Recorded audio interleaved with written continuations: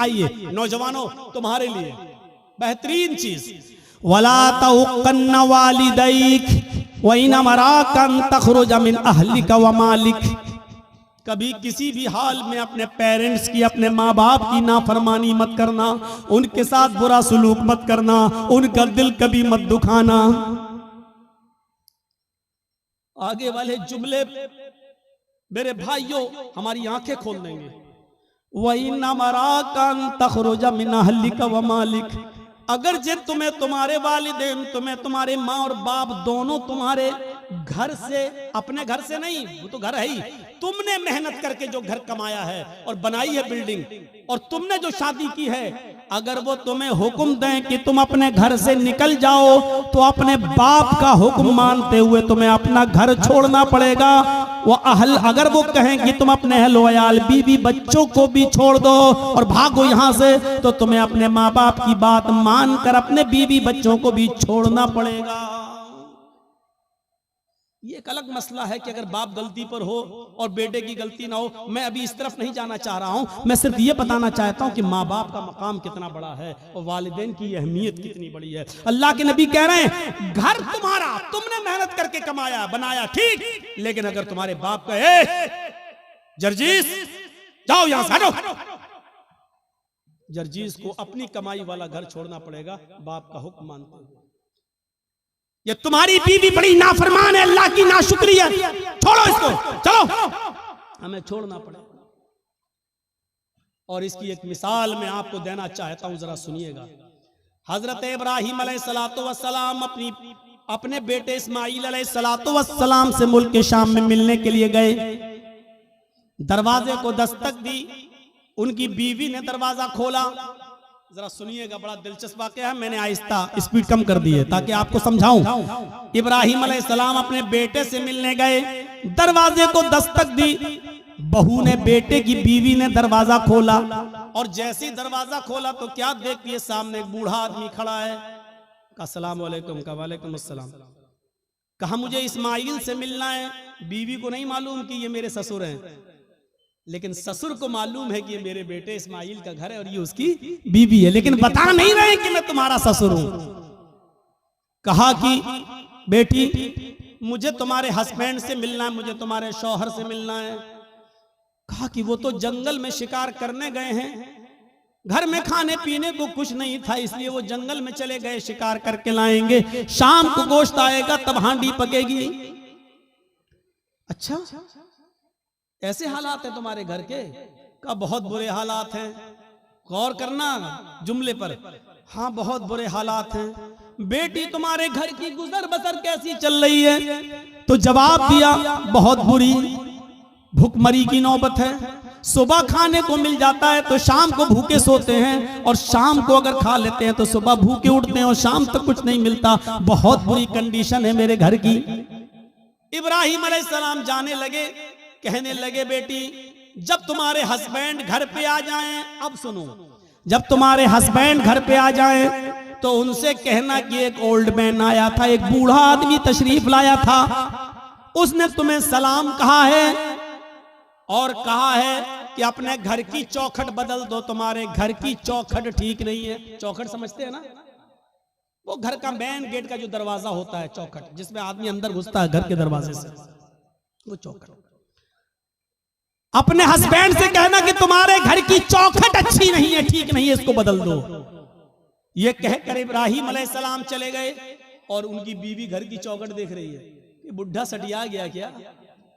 ये बुढ़े को पागल है क्या?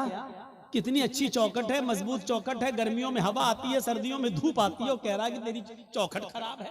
ये बुढ़ा सटिया गया।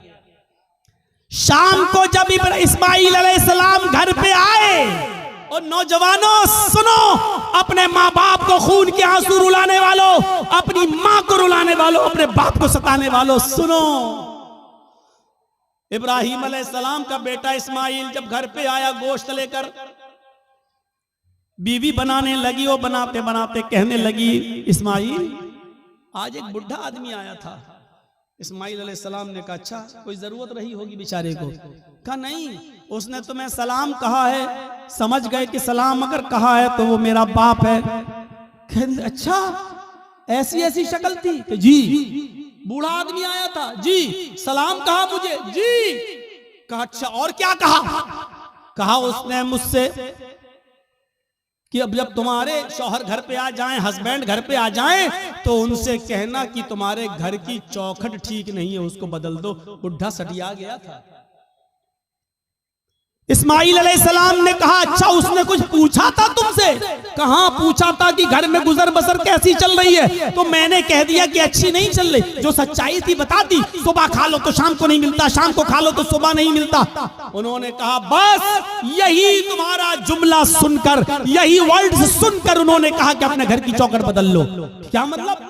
कहा मेरी बीवी, उन्होंने जब ये देखा कि तुमने अल्लाह का शुक्र अदा नहीं किया, जब पूछा कि घर की गुजर बसर कैसी चल रही, तो तुम्हें कहना चाहिए था कि अल्हम्दुलिल्लाह, अल्लाह ने मुझे जिस हाल में रखा है अल्लाह का शुक्र है, बस जिंदा हूँ, और अल्लाह मुझे जिस हाल में भी रखे मैं हमेशा उसके दिए हुए रिस्क पर खुश हूँ। वो जिस हाल में भी मुझे रखता है मैं उसकी दिए हुए रिस्क पर मैं राजी हूँ और खुश हूँ। तुम्हें ये जुमले कहना चाहिए था, लेकिन तुमने अल्लाह की नाफरमानी कर दी। तुमने ये कह दिया कि मुझे अच्छी जिंदगी नहीं मिल रही है, मैं बड़ी तंगदस्ती में अपनी जिंदगी गुजार रही हूँ। मेरे बाप ने सोच लिया कि तुम अल्लाह की नाफरमान बंदी हो। आए मेरी बीवी, उन्होंने घर की इस चौखट को बदलने के लिए नहीं कहा है, जो घर की चौखट है, ये दरवाजे के ऊपर जो चौखट है, इसको बदलने के लिए नहीं कहा है। उन्होंने चौखट बदलने के लिए कहा है। इसका मतलब ये है कि उन्होंने अपनी बीवी बदलने की, उन्होंने मेरी बीवी बदलने की बात कही है। उन्होंने इशारा किया है ऐसी अल्लाह की नाफरमान बीवी को अपने घर में तुम मत रखो। क्यों ऐसी औरत को अपने घर में रख रहे हो जो अल्लाह की नाशुक्रगुजार बंदी है? लिहाजा तुम अल्लाह की शुक्रगुजार बंदी से निकाह करो, नाशुक्र औरत को तलाक दे दो।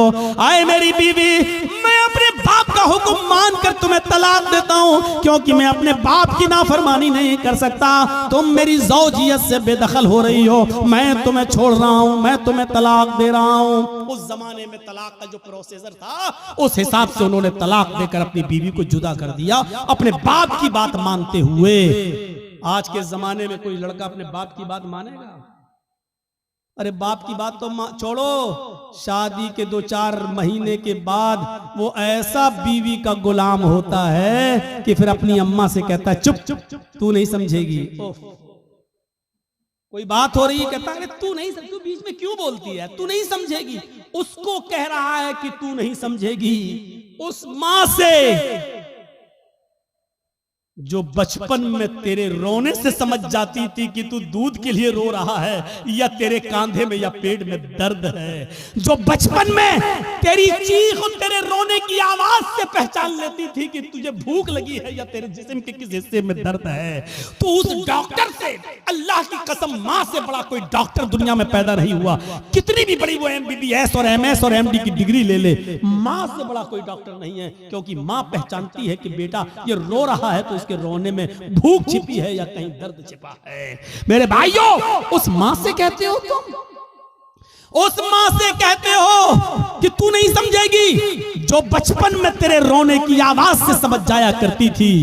जब तू बोलना नहीं जानता था तो जानती थी कि तू क्या चाहता है, तू तेरा इरादा क्या है, तेरे पेट में दर्द है या तेरे जिस्म में दर्द है या तेरे सिर में दर्द है, वो उस वक्त तुझे समझती थी। और आज तू इतना बड़ा हो गया है, आज इतना अक्लमंद हो गया है, आज तेरी पोजीशन इतनी ऊंची हो गई है कि तू अपनी माँ से इतनी जुर्रत और इतनी हिम्मत कि अपनी माँ से कहता है तू नहीं समझेगी। हजरत इब्राहिम अलैहिस्सलाम ने दूसरी शादी कर ली, फिर 1-2 साल के बाद फिर अचानक घर में आए इब्राहिम। इस्माइल फिर शिकार खेलने के लिए गए थे, दरवाजे को दस्तक दी, वो दूसरी बीवी निकली, दरवाजा खोला, कहिए चाचा कैसे आना हुआ? कहा मुझे तुम्हारे हस्बैंड से मिलना है। कि वो तो नहीं है, जंगल में गए शिकार करने के लिए। अच्छा, तुम कैसे रह रही हो? अल्हम्दुलिल्लाह, गुजर बसर कैसी चल रही है? अल्लाह का शुक्र है, अल्लाह ने जिस हाल में भी रखा है हर हाल में अल्लाह की तारीफ है। फरमाया मेरी बेटी, जब तुम्हारे शौहर घर पे आ जाएं तो उनसे कहना कि एक बूढ़ा आदमी आया था, उन्होंने सलाम कहा है, और चलते चलते उसने ये नसीहत की है कि अपने घर की चौखट को बरकरार रखना, इसको बदलने की जरूरत नहीं है। घर की चौखट ठीक है। ये औरत भी कहती है बुढ़ा सटिया गया, बदलने की तो कोई बात ही नहीं हो रही।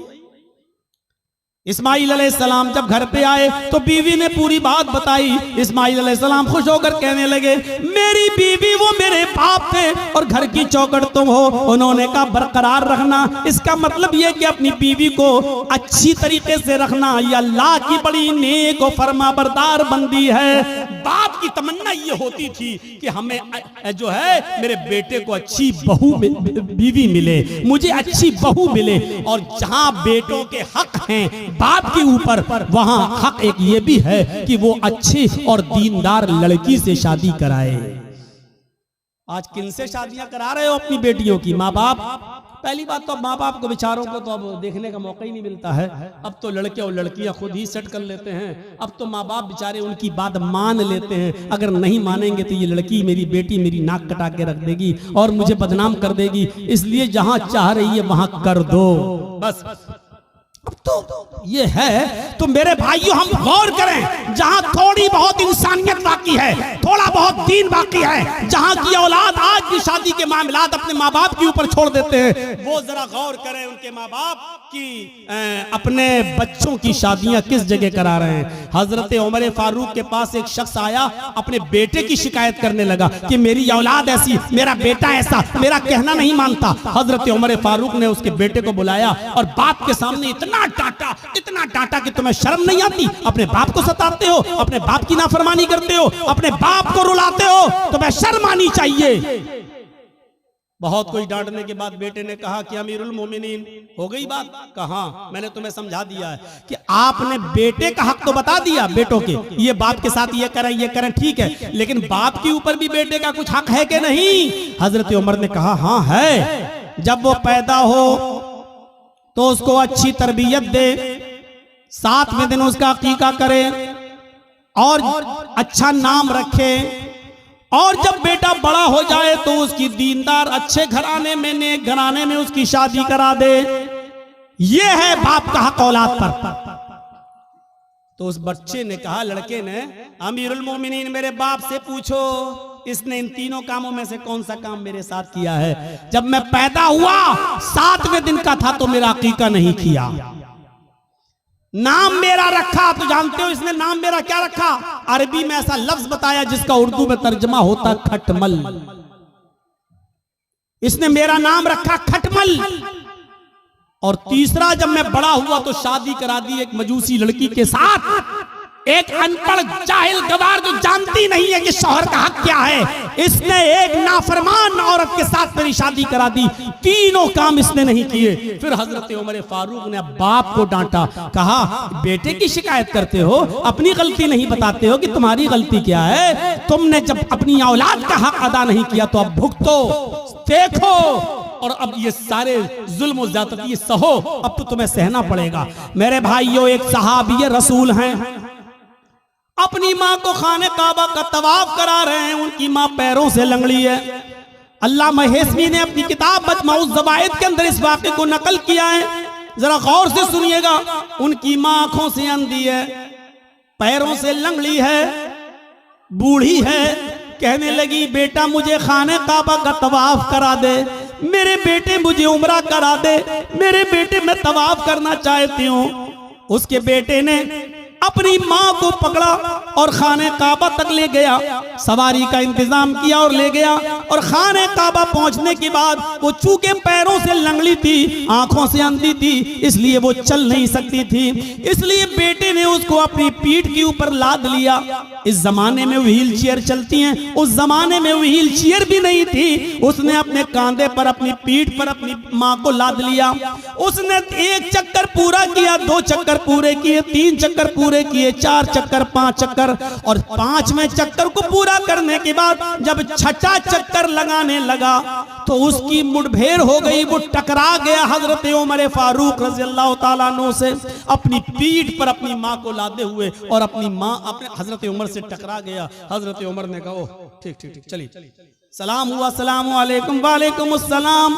जब उसने 6 चक्कर 7 चक्कर पूरे कर लिए तो हजरत उमर के फारूक के पास आया।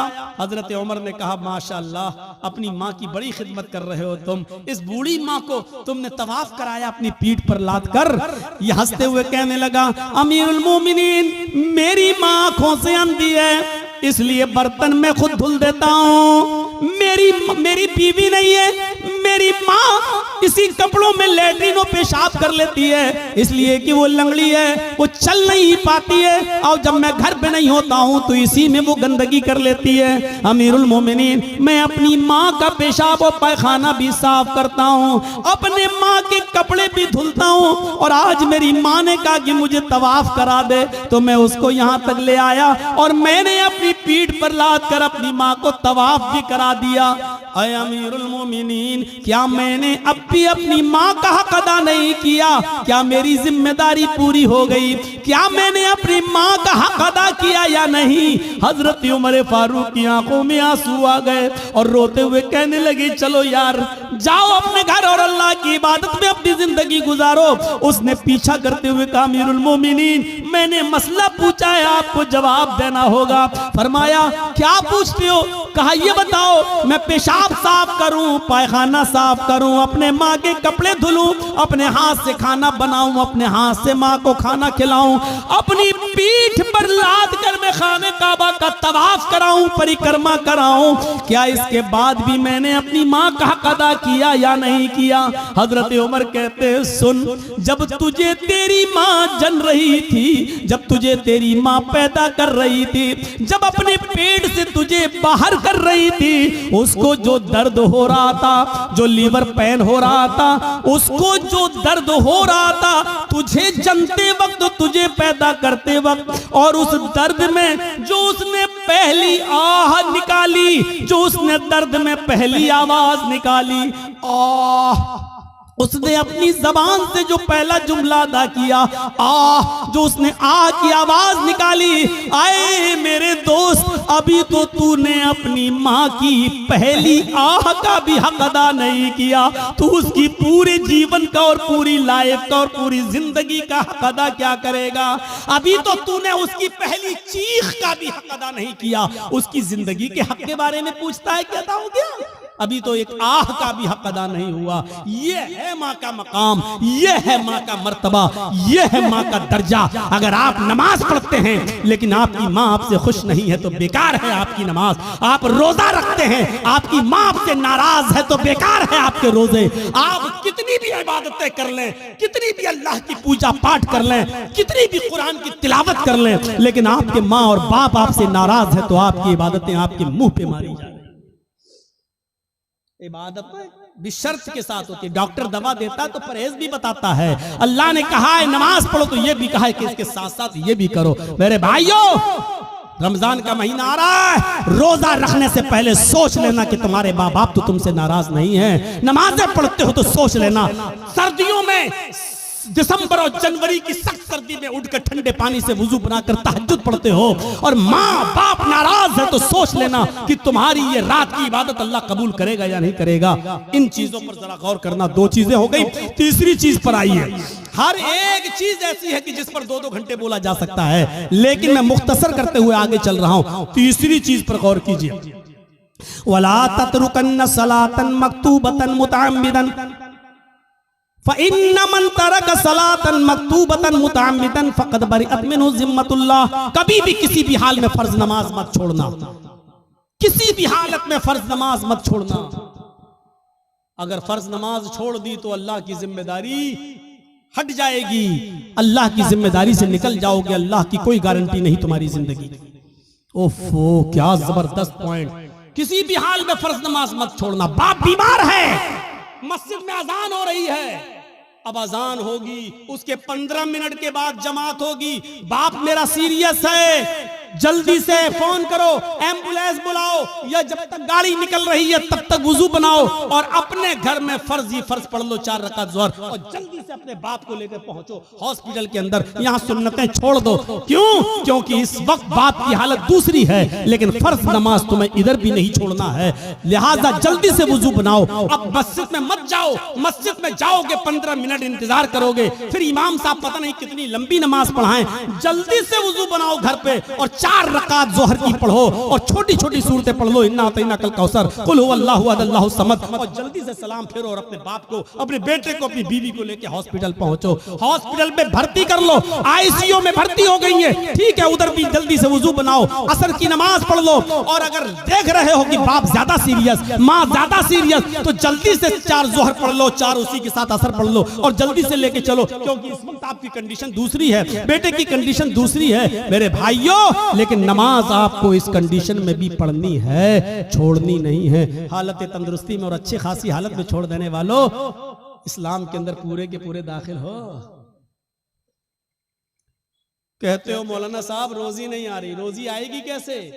रोजी की दुआ तो अल्लाह ने नमाज में बताई है। जब एक सजदा करके उठते हो और दूसरे सजदे में जाते हो, तो सजदे, दोनों सजदों के दरमियान बैठकर जो दुआ पढ़ते हो मेरे भाइयों, सबसे अफजल और सबसे अच्छी दुआ तो मुस्लिम शरीफ की हदीस की ये है, रब्बिग़फिरली, रब्बिग़फिरली, अल्लाह मेरी मग़फ़िरत फरमा, अल्लाह मेरी मग़फ़िरत फरमा। लेकिन मेरे भाइयों, अबू दाऊद और सुनन नसई की दीगर दूसरी रिवायतों में ये दुआ भी आई है कि बैन सजदतैन, सजदों के दरमियान जो दुआ पढ़ी जाती है वो है अल्लाहुम्मा ग़फ़िरली वरहमनी वहदिनी वआफ़िनी वरज़ुक़नी।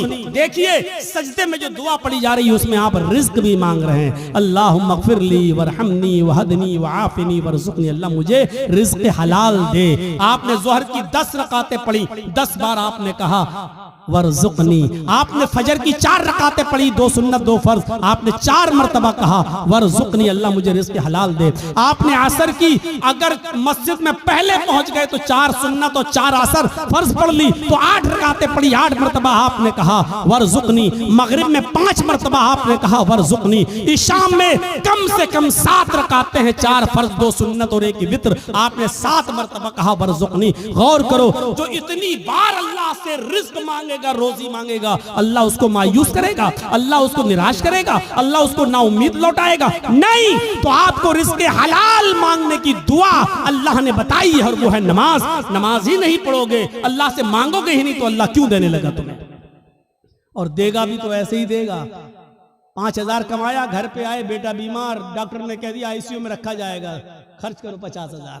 कमाया 10,000, घुस गया 50,000। क्यों? अल्लाह ने कहा वमन आरज़ा अन ज़िक्री फ़इन्न लहू मईशतन ज़न्का, तुम मेरे जिक्र से एराज करोगे, हम तुम्हारी रोजी को तंग कर देंगे। जिक्र से एराज करना। आज एक दिल चाहता कि तुमको एक कीमती बात बता दूं, सुनिए। एराज करना किसे कहते हैं? यहाँ पर बहुत से लोग ऐसे होंगे जो नमाज छोड़ते हैं, नमाज नहीं पढ़ते हैं, या जुमे पढ़ते हैं, 8 दिन मस्जिद में नहीं आते हैं, 7 दिन गायब। उनके बारे में तो मैं कुछ कह ही नहीं सकता, वो जाने, उनका रब जाने, उनको क्या अजाब होगा क्या नहीं, वो अल्लाह जाने, उनका रब जाने और आप जाने। मैं उनकी बात कर रहा हूं यहां पर जो नमाज तो पढ़ते हैं लेकिन टाइम पे टाइम, नमाज तो पढ़ते हैं लेकिन टाल मटोल कर। अजान हो रही है, 5 कस्टमर रह गए हैं, इनको निपटा दूं तब जाऊंगा। जल्दी जल्दी आपने उनको सौदा दी दुकान से, जब तक बंद करके जा रहे हैं पता चला जमात हो चुकी है। हम डॉक्टर हैं, हमारे पास मरीज आया हुआ है बुखार का और जुकाम की दवा लेने के लिए, और अजान की आवाज आ गई, हमने सोचा 2 मरीजों को दवा दे दूं, उसके बाद जा रहा हूं। जब तक 2 मरीजों को हम दवा दे रहे हैं और जब तक हम मस्जिद में नमाज पढ़ने जा रहे हैं, जमात हो गई। ये है नमाज से एराज। पढ़ तो रहे हैं आप, लेकिन जमात को आपने तर्क कर दिया और जमात छोड़ दी, यह है नमाज से एराज। अल्लाह ने कहा वमन अअरज़ा अन ज़िक्री, जो मेरे जिक्र से जो नमाज से एराज करेगा, रूगर्दानी करेगा, हम उसकी रोजी को फ़इन्न लहू मईशतन ज़न्का, उसकी रोजी तंग कर दी जाएगी। बंद नहीं कहा अल्लाह ने, ये नहीं कहा रोजी बंद कर देंगे, तंग कर देंगे। तंग का मतलब या तो बहुत मुश्किल से उसको रोजी रोटी मिलेगी, या बहुत आसानी से मिलेगी लेकिन रुकेगी नहीं उसके पास। आज कितने लोग हैं ऐसे, मौलाना साहब बहुत कमाता हूं लेकिन बरकत नहीं हो रही है, मौलाना साहब 1 लाख रुपया महीना कमाता हूं लेकिन रुकता नहीं है, कभी इसको कैंसर, कभी उसको टीबी, कभी इसको बीमारी, बीमारियों ने घेर लिया, लगता है कोई जादू टोना कर रहा है। अरे अल्लाह के बंदे, एराज तो समझ ले, एराज किसको कहते हैं? वमन अअरज़ा अन ज़िक्री, जो मेरे जिक्र से, नमाज से एराज करेगा। बच्चा रो रहा है, माँ टीवी पे सीरियल देख रही, रिमोट उसके हाथ में, सास भी कभी बहू थी, बीवी माँ उस बच्चे की माँ देख रही, सास भी कभी बहू थी, नाटक, चिप्स खाती जा रही, चाय पीती जा रही है, नाटक देखती जा रही है, ड्रामा। इधर बच्चा रो रहा है, माँ जानती है कि बच्चा दूध की वजह से रो रहा है, लेकिन सोच रही है नहीं 10 मिनट का ड्रामा रह गया, 10 मिनट और देख लूं। बच्चा रो रहा है, लेकिन सीरियल देखने में लगी हुई है। क्या कहा जाएगा? माँ ने बच्चे से एराज किया। जब सीरियल खत्म हो गया, माँ ने बच्चे को उठाया और दूध पिलाया। देखिए दूध पिला रही है, लेकिन फिर भी उसने अपने बच्चे से एराज किया, रूगर्दानी की अपने बच्चे के साथ। इसको कहा जाता एराज करना। आदमी नमाज तो पढ़ रहा है, लेकिन मरीजों को पूरा देखने के बाद आ रहा जमात खत्म हो गई।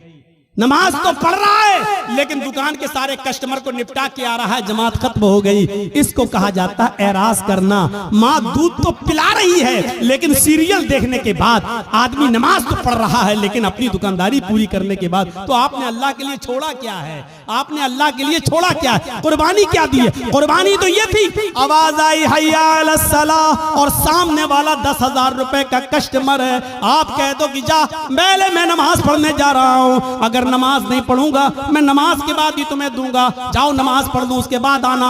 हय्या अलस सलाह की आवाज सुनते ही मस्जिद की तरफ चले जाओ। वो कहने लगा कि मैं 10,000 रुपए का सामान लेने आया। आपने कहा 10,000 रुपए की परवाह नहीं है, रज़्ज़ाक वो है, रोजी रोटी देने वाला वो है, रोजी रोटी देने वाली तेरी जात नहीं अल्लाह की जात है। आपने 10,000 के कस्टमर को ठुकरा दिया और आप मस्जिद में नमाज पढ़ने चले गए। ये है नमाज। ला तत्रुकन्न सलातन मक्तूबतन मुताम्मिदन, कभी भी किसी भी हाल में कसदन और जानबूझकर तुम फर्ज नमाज को तर्क मत करना। जो फर्ज नमाज को जानबूझकर तर्क कर देता है, फर्ज नमाज को जानबूझकर छोड़ देता है, अल्लाह की जिम्मेदारी उसकी ऊपर से उड़ जाती है। अपने आप पर गौर करो कि कितने % मुसलमान हो, इस्लाम में दाखिल हो या नहीं, ऐसा करते हो या नहीं। अब तो बड़ा मुश्किल हो जाएगा। अक्सर लोग हमारे भाई यहाँ बैटरी वाला रिक्शा चलाते हैं बेचारे, अब पैसेंजर को लेके जा रहे हैं रिक्शे पे, अजान की आवाज आई हय्या अलस सलाह, उसको वहीं रिक्शा रोकना पड़ेगा, फौरन मस्जिद में भागना पड़ेगा। मौलाना साहब क्या करें? हाँ सुन लो, उलमा की मौजूदगी में फतवा आपके सामने दे रहा हूं, और ये फतवा मेरा नहीं, अब्दुल्ला इब्ने बास का फतवा है, शेख सालेह अल उसैमीन का फतवा है। और फतवा यह है कि हर वो नौकरी, हर वो बिजनेस, हर वो कारोबार हराम है इस्लाम के अंदर जिस कारोबार की वजह से और जिस बिजनेस की वजह से आपकी नमाज छूट रही हो। इस्लाम में उस कारोबार को हुर्मत हराम करार दिया गया है। ऐसे कारोबार को इस्लाम ने हराम करार दिया है जिस कारोबार की वजह से आपकी नमाज तर्क हो रही है। नमाज ही नहीं तो फिर मुसलमान किस बात का, नमाज ही नहीं तो फिर इस्लाम का मानने वाला किस बात का। तो मेरे प्यारे साथियों, हम बहुत बेबाक हैं अपने अंदाज में। मैंने कह दिया,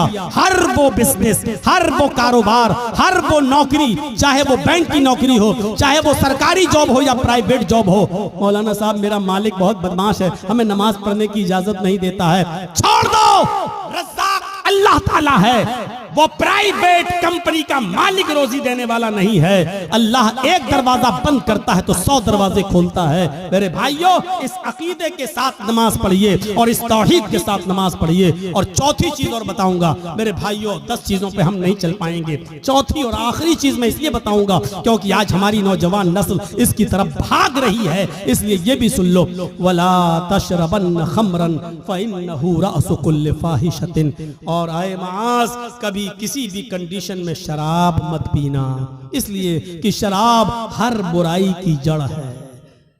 शराब मत पीना वैसी हराम हो गई, लेकिन शराब का नुकसान क्या बताया? फ़इन्नहु रासु कुल्लि फ़ाहिशतिन, हर बीमारी, हर बुराई की जड़ है। यानी आप शराब पिएंगे तो कोई भी गुनाह कर सकते हैं। शराब पी के आदमी घर में आया, माँ ने डांटते हुए कहा, अच्छा तू शराब पी के आया कमीने, बेगैरत, शराब पी के आया, हट, तेरी माँ का, तेरी अपनी माँ को ही माँ बहन की गाली दे रहा है, अपनी बहन को ही गाली दे रहा है, अपनी बेटी को गाली दे रहा है। इससे बड़ा कमीना और इससे बड़ा रजील इंसान कौन हो सकता है जो शराब के नशे में आकर अपनी माँ को गाली दे, अपने ही बाप को गाली दे, अपनी बहन को और अपनी बेटी को गाली दे, अपने भाई को गाली दे। इससे बड़ा कमीना इंसान और कौन हो सकता है?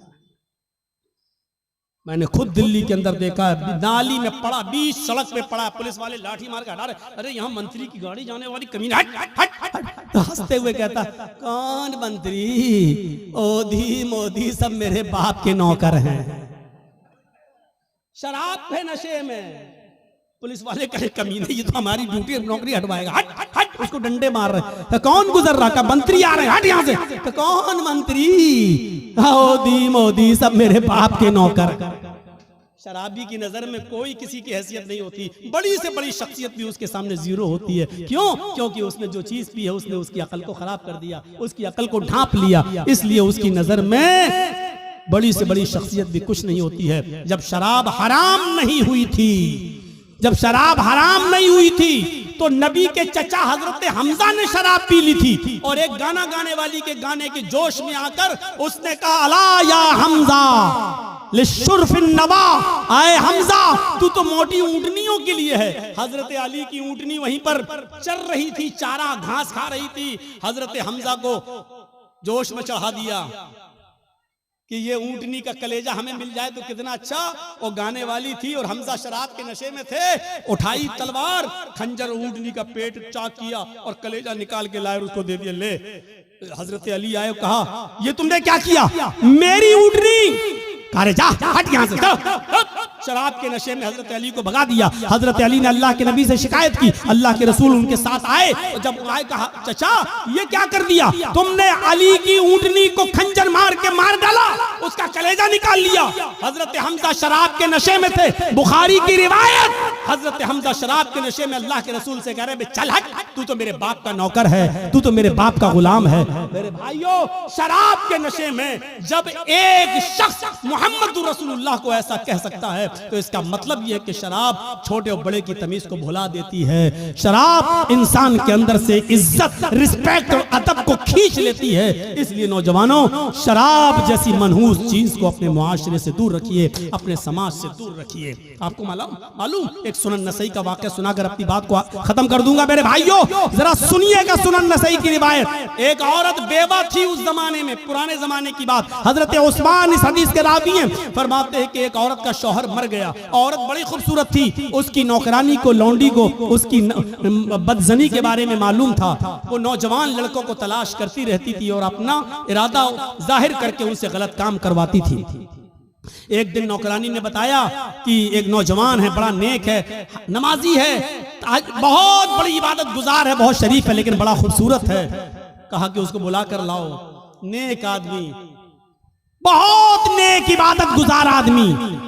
इसकी नौकरानी ने कहा कि मेरी मालिकन तुमको बुला रही हैं, तुमसे कुछ कपड़ा खरीदना चाहती है, क्योंकि वो कपड़ा बेचा करते थे, अपने सर पर गठरी लाद कर कपड़ा बेचते थे। तो उन्होंने सोचा चलो कपड़ा खरीदेगी, हम दे देंगे। वो उसके साथ चले गए। नौकरानी उनको लेकर दरवाजा खोलती है, अंदर जाती है, दरवाजा बंद हो जाता है, दूसरे दरवाजे के अंदर ले जाती है। जैसे अंदर घुसते हैं दरवाजा बंद हो जाता है। ये हजरत कह रहे हैं, साहब कहाँ लेके जा रही हो? कहा कि बस एक दरवाजा और है। वो और अंदर ले गई, दरवाजा बंद, सामने वही बेवा औरत बैठी हुई है जिसका शौहर मर चुका है। उसने अपनी नौकरानी को इशारा करके कहा कि तुम जाओ, और उनसे कहने लगी कपड़ा दिखाओ। और जैसे ही कपड़ा दिखाया, कहा ये कपड़ा, ये कपड़ा। वो करीब आती गई और आते आते कहने लगी, उदनु मिन्नी, मेरे करीब आइए और मेरे साथ हम बिस्तरी कीजिए, मेरे साथ गलत काम कीजिए। इन्होंने कहा, अरे हटो, तौबा, अस्तगफिरुल्लाह। ये भागने लगे। उन्होंने कहा भागने का कोई रास्ता नहीं, चारों तरफ से दरवाजे बंद हो चुके हैं। कहा कि तुम डरो, अल्लाह के अजाब से डराया, लेकिन उस औरत के ऊपर कोई फर्क नहीं पड़ा। उसने कहा कि तुम मेरे साथ ये काम कर रहे हो या नहीं कर रहे हो?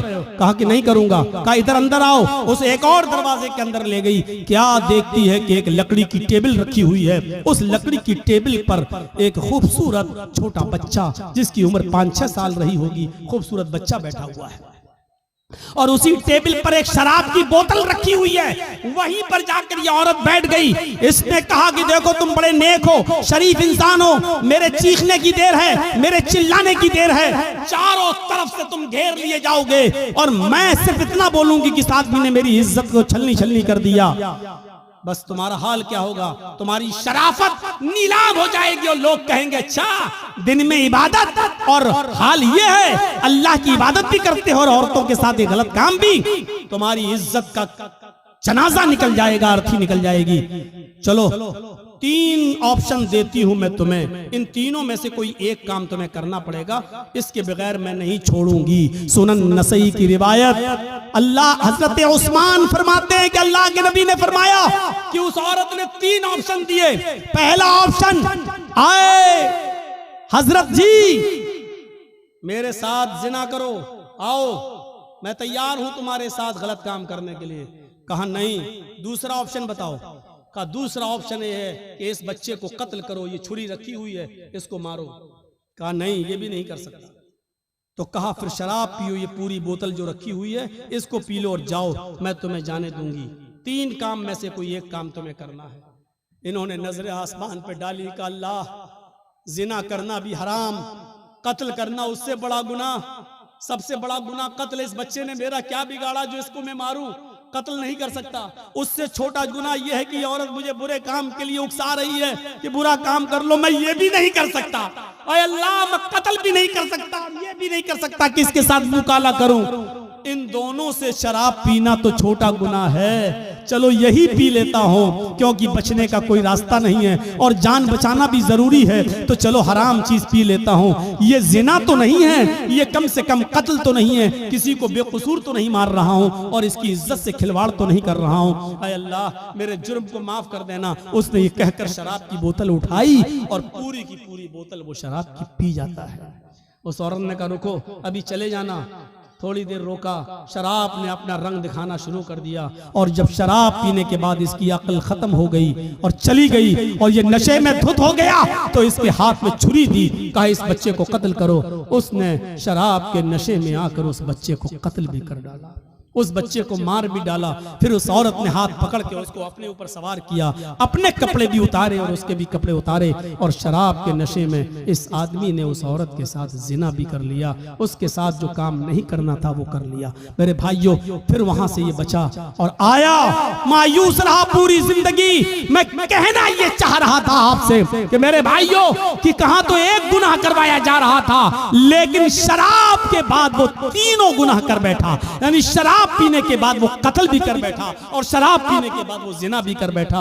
शराब तो पी ही पी थी, यानी शराब ने उससे सारे गुनाह करवा दिए। अल्लाह के नबी ने फरमाया फ़इन्नहु रासु कुल्लि फ़ाहिशतिन, शराब ही हर बुराई की जड़ है। अगर आप मुसलमान हैं तो इस्लाम के अंदर पूरे के पूरे दाखिल हो जाओ। शराब को छोड़ना पड़ेगा, नमाज पाबंदी से पढ़ना पड़ेगी और आपको ये देखना पड़ेगा कि नमाज के लिए हम अपने रब के लिए क्या क्या चीजें छोड़ रहे हैं। आपको अपने माँ बाप की खिदमत करना पड़ेगी, आपको शिर्क से बचना पड़ेगा, आपको अपने भाइयों का ख्याल रखना पड़ेगा, यतीमों को देखना पड़ेगा। 10 चीजें थी, लेकिन मेरी हिम्मत अब जवाब दे चुकी है। कंटिन्यू प्रोग्राम कर करके मैं थक चुका हूं। मेरे भाइयों, अब मेरे भाइयों मैं आपसे रुखसती चाहता हूं और ये मेरे बिहार का आखिरी प्रोग्राम था। मैं कल अब लखनऊ के लिए जा रहा हूं, मुश्किल से 2 दिन लखनऊ रहूंगा और उसके बाद फिर मैं बॉम्बे चला जाऊंगा। तो मेरे भाइयों, अल्लाह से मैं दुआ करता हूं कि अल्लाह आलमीन हमारी खताओं को माफ फरमा दे, हमें इस्लाम के अंदर पूरा का पूरा दाखिल फरमा दे। ऐ अल्लाह शराब नोशी से हमें बचा ले। अल्लाह माँ बाप की खिदमत करने की हमें तौफीक अता फरमा।